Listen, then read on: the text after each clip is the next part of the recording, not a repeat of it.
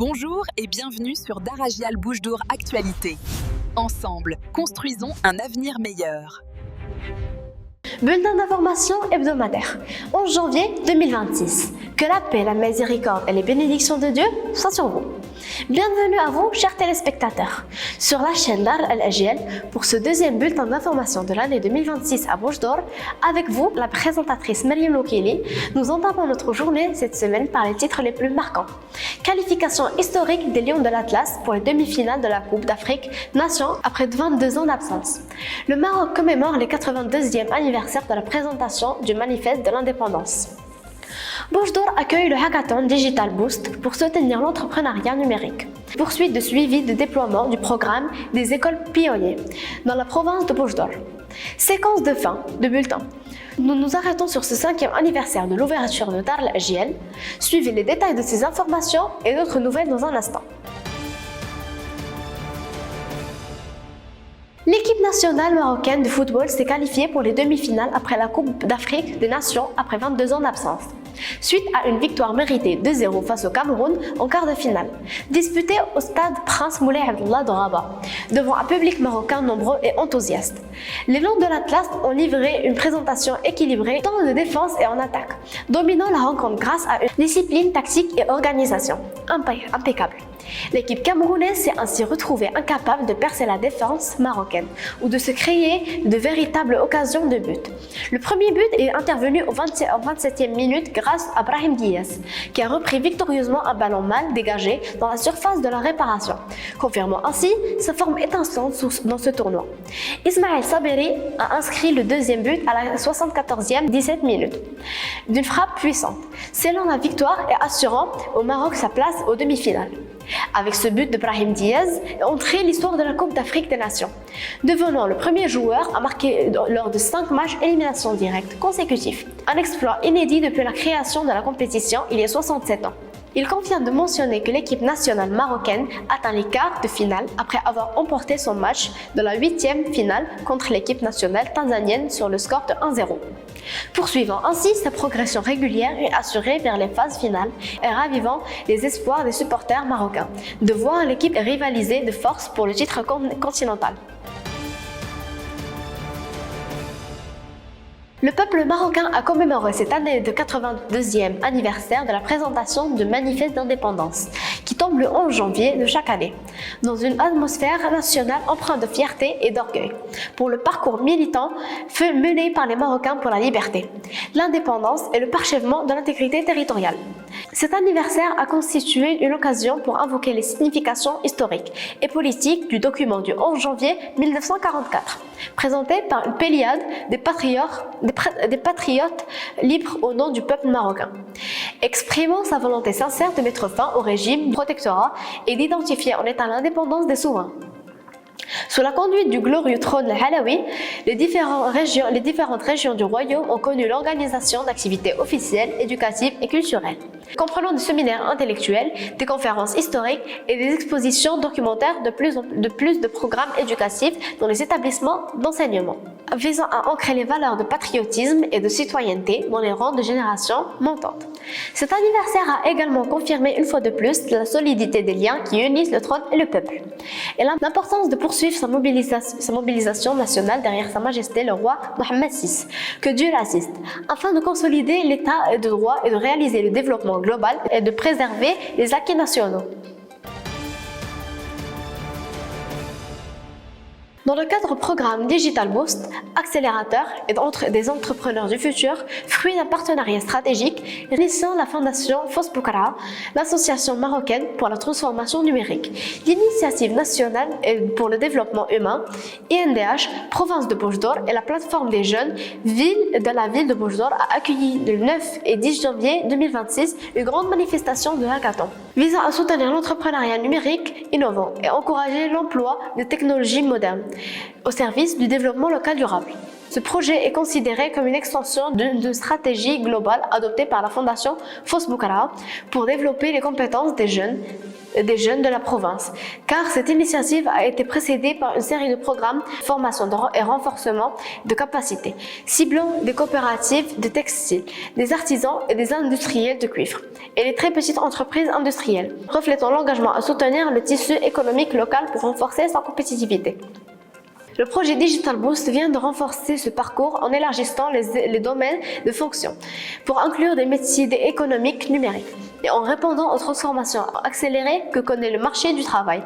à travers l'autonomie des jeunes avec des outils d'innovation et des entrepreneuriats et le développement des solutions technologiques ayant un impact social et économique. Ce hackathon ne se limite pas à être une compétition, mais il constitue un espace intensif de formation. L'encadrement d'incubation et de réseautage, permettant aux participants de transformer leurs idées en projets pratiques exécutables à travers le travail collectif.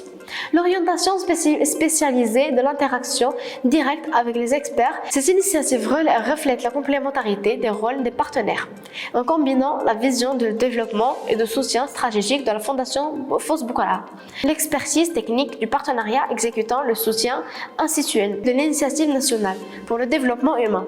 au cours de la mobilisation sur le terrain de la plateforme des jeunes. Le hackathon bénéficie de participation d'une élite expert et d'institutions nationales académiques dans le domaine et l'innovation, de l'intelligence artificielle et de la transformation numérique et de l'entrepreneuriat,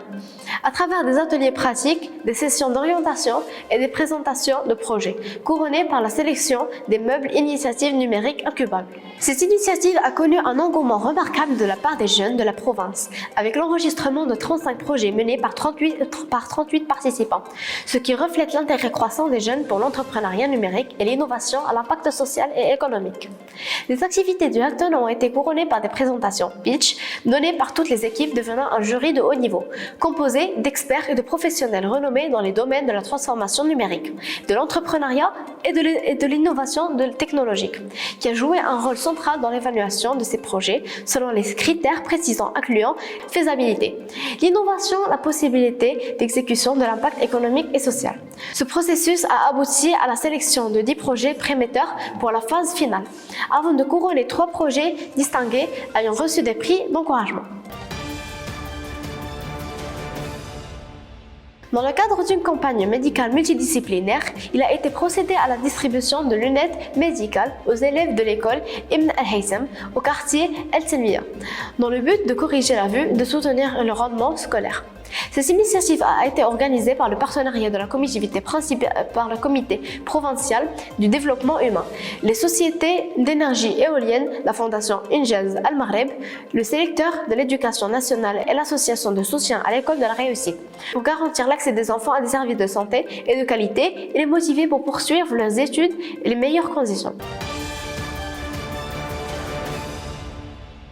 Dans le cadre de la mise en œuvre des contenus de la feuille en route de réforme 2022-2026 et en exécution des directives de l'Académie régionale d'éducation de la formation des régions l'Ayoun Sarya Al-Hamra, le directeur provincial de la ministère de Boujdour, Nourdine El Aouli, a présidé un atelier de travail pour l'audit du plan provincial de développement en apprentissage des écoles de pionniers. Cet atelier a été consacré au diagnostic de contraintes sur le terrain et la proposition des mécanismes pratiques pour élever la qualité de la performance pédagogique et améliorer les apprentissages, contribuant ainsi au succès de la mise en œuvre du projet des écoles pionniers durant le second semestre de l'année scolaire en cours. Dans le même contexte, une commission mixte a été effectuée, des visites d'inspection sur le terrain dans plusieurs établissements d'enseignement pionniers, incluant l'école Sidi Ahmed El Debda, l'école primaire Othman Ben Affan et le lycée collégial Mohamed Ben Mohamed El Rijoul, dans le but de suivre l'avancement du déploiement du programme, d'identifier les contraintes et d'améliorer les qualités d'apprentissage et de renforcement pour les gouvernances pédagogiques. La province Boujdor a enregistré une présence honorable dans les manifestations internationales pour faire connaître l'artisanat marocain au début de l'année 2026, où l'artisan Yara Bileli a participé à une manifestation à la Maison du Maroc, dans l'état du Qatar, présentant des modèles de produits en cuir qui reflètent la richesse du patrimoine culturel hassani. De même, la coopérative artisanale Zinchorl pour des produits en cuir présidée par mademoiselle Ammar Haddad Feliha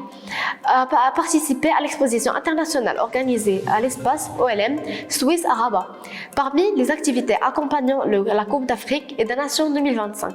en tant que seule représentant de la province de Boujdor et les provinces du Sud, où les produits féminins raffinés ont reçu une large approbation.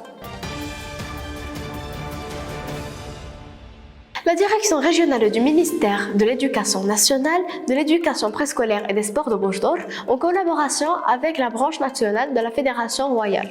marocaine du sport scolaire, a organisé le championnat régional scolaire de handball et de pétanque. La compétition a été couronnée de succès. Le lycée Ahmed Ben Mohamed Rachidi, garçon de moins de 18 ans, a remporté la première place en handball et les 3 équipes au lycée Al-Nassr ont décroché la première place en pétanque, élèves nés en 2008 et après. La chaîne Dar Al-Ajyal a diffusé un nouvel épisode de l'émission Invité à Boujdor avec le Dr Moulay Ismail Naji, coordinateur du master et de la famille et action sociale avec la faculté de Samara. L'émission a été présentée par Zahra El Idrissi et réalisée par Abd Samad El Greb. Nous rappelons à nos chers téléspectateurs que la pharmacie de garde pour la période du 12 et du 17 janvier 2026 est la pharmacie passagère et elle est à disposition du citoyen 24 heures sur 24 pour garantir l'accès continu aux médicaments et aux services pharmaceutiques. La séquence de fin de bulletin nous ramène aux 5 années passées, depuis l'ouverture de l'institution Dar Al-Ajyal dans la ville de Boujdor, où la direction de l'institution, ses cadres et ses partenaires exprimant leur fierté et leur parcours riche en dons, qui a constitué une expérience pionnière dans le domaine de l'animation culturelle, éducative et médiatique, orientée vers l'enfant et les jeunes. Durant ces années, Dar Al-Ajyal a réussi à créer une dynamique renouvelée au sein de la ville et a créé la présentation comme un espace ouvert pour l'apprentissage, la créativité et le polissage des talents à travers la diversité des programmes et des complémentaires et la complémentarité des espaces et sa réponse aux besoins de l'environnement local. L'espace médias et communication se distingue comme un pilier de parcours, puisque sa production a dépassé les 820 supports vidéo, contribuant à la diffusion de la culture médiatique, au renforcement des valeurs de citoyenneté, à donner la parole aux jeunes et à renforcer le rayonnement numérique et l'institution traditionnelle, culturelle et d'animation qui sont devenus des rendez-vous annuels fixes tels que des forums de l'environnement, les activités du Ramadan, la célébrité des occasions nationales et des programmes de sécurité routière. En parallèle, Dar Al-Ajyal a poursuivi son travail quotidien au sein de l'espace du Soroban et des jeux intelligents, par la conviction et l'importance du développement des capacités mentales dans un cadre éducatif alliant apprentissage et plaisir. En célébrant cet anniversaire, Dar Al-Ajyal confirme son engagement à poursuivre l'accomplissement de sa mission, à développer des programmes et à élargir des partenariats au service des enfants et des jeunes de la ville. Ainsi se termine notre bulletin pour cette semaine. Dans les espoirs de vous retrouver dans le prochain bulletin des programmes, veuillez accepter nos salutations et à bientôt.